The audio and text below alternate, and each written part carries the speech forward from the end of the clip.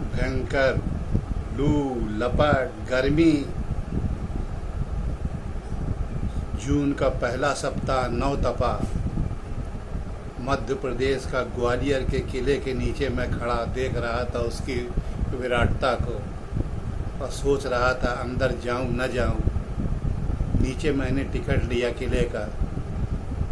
वहाँ बैठे हुए लोग मुझे आश्चर्य से देख रहे थे, गाइड लोग। ये कैसा दीवाना है जो इतनी लू लपट में आया यहाँ पर। मैंने कहा भाई पता नहीं कब दोबारा आना हो ना आना हो, अभी तो शरीर में दम है, चलो देखते हैं। ये बात स्टूडेंट लाइफ की है। गाइड ने किसी ने तैयार ही नहीं हुआ कोई अंदर जाने के लिए। कहे इतने में लपट में जो जाएगा वो झुलस जाएगा, जल जाएगा, पत्थर का है ये, कैसे जाओगे आप ऊपर। और फिर आप जहाँ पर जाओगे वहाँ पर समूह में जाना अच्छा रहता है। मैंने कहा समूह क्यों। कहें लौट के आइएगा तो आपको बताएंगे, अभी आप अकेले जा रहे हो ना। हमने कहा हाँ। ऐसा कह के मैं निकल पड़ा। और वो किला भी क्या था, नीचे से चढ़ते ऊपर सतखंडे पे जब छत पे चले गए तब जाके नीचे की मंजिलों में आने के लिए रास्ता था। उसमें सब अंदर ही अंदर, अंदर ही अंदर, अंदर ही अंदर एक दूसरे से जुड़े हुए हॉल, कमरे, बरामदे सब पार करते हुए मैं गया। और अलग अलग कमरों की ऊर्जा अलग अलग किस्म की मालूम दी। अंत में मैं जब किले के किनारे पहुंचा तो एक बहुत बड़ा हवन कुंड के आकार का एक कुंड बना था, जो कि कई बीघे में बड़ा बना था, सीढ़ीदार। और उसके किनारे एक महल की तरीके से बना था। उसमें एक फिसलने टाइप का जैसे बच्चों का रहता है उस तरीके का एक स्टेज बना था। स्टेज से नीचे फिसलने की सीढ़ी होती है।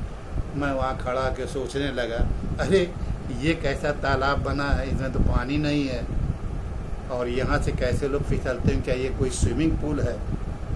तभी मैं ऊपर खड़ा ये सोच ही रहा था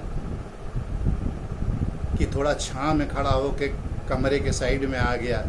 तभी मुझे वहाँ पर एक पायल की छम छम की आवाज़ सुनाई पड़ी और एक औरत जो कि गुजरी टाइप की जैसे होती है, पूरा लहंगा और चोली और पूरा उसमें शीशे लगे हुए और सर में ओढ़नी और गोद में बच्चे को लिए हुए, जो उसको उसने नीचे उतारा और बच्चे के साथ भी छम छम करती हुई अंदर की तरफ उस स्टेज की तरफ चली गई।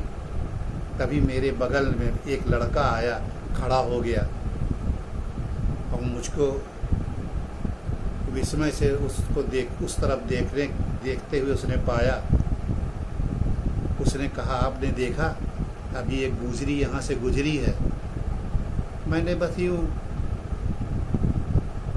कंधे उचका दिए, हाँ, बोला नहीं मैं कुछ। और उसके बाद मैं अपने में तन्मय हो गया देखने के लिए। और उसके बाद फिर मैं धीरे धीरे करके वापस की तरफ जाने लगा।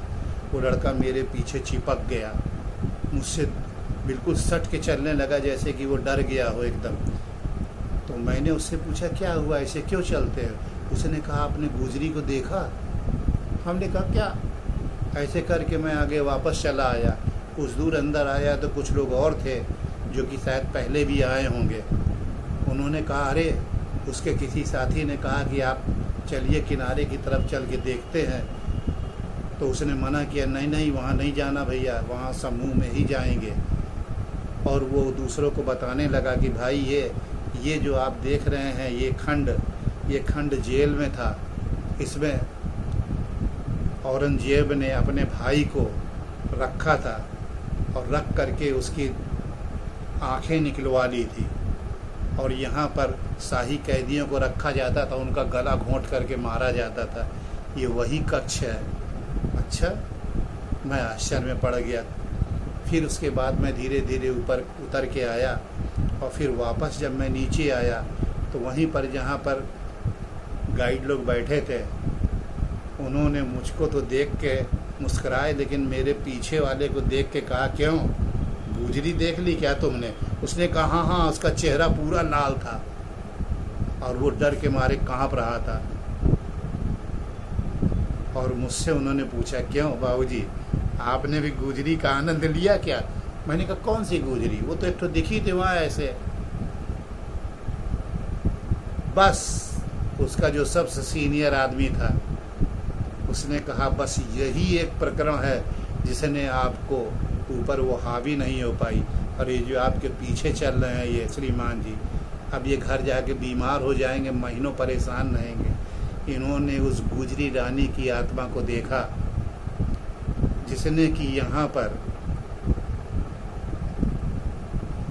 अग्निदाह लिया था, अपने पति के मृत्यु पर हवन कुंड में कूद करके सती हो गई थी। वो अक्सर दोपहर में लोगों को दिखती है, इसीलिए हम लोग दोपहर में नहीं जाते 1 से 2 बजे के बीच में। उसी समय उसने लिया था वहाँ पर दाह। इसीलिए मैं आपसे कह रहा था कि अभी नहीं जाना है, लेकिन आप चूँकि बाहर से आए थे, समय कम था, आपको जाना था, आप गए। लेकिन आपको ये कला मालूम थी क्या? मैंने कहा, कला तो नहीं मुझे मालूम थी, लेकिन मैंने कहा अगर वो गुजरी है और आई है, हो सकता है मेरी जैसी ही हो वो। उसको मैंने मन ही मन प्रणाम किया कि तू भी बहुत भाग्यशाली है जो मेरी तरीके से एक बार ग्वालियर का किला तो देखने आई, वो भी सती का कुंड देखने आई। मैं ऐसा ही सोच रहा था।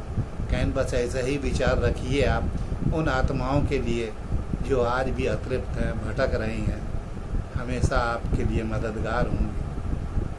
हाँ, क्या बात थी वो, मुझे आज तक भी याद है वो दिन। हर पल जब मैं उसके बारे में सोचता हूँ, मैं सोचता हूँ आत्माएं ऐसी भी होती हैं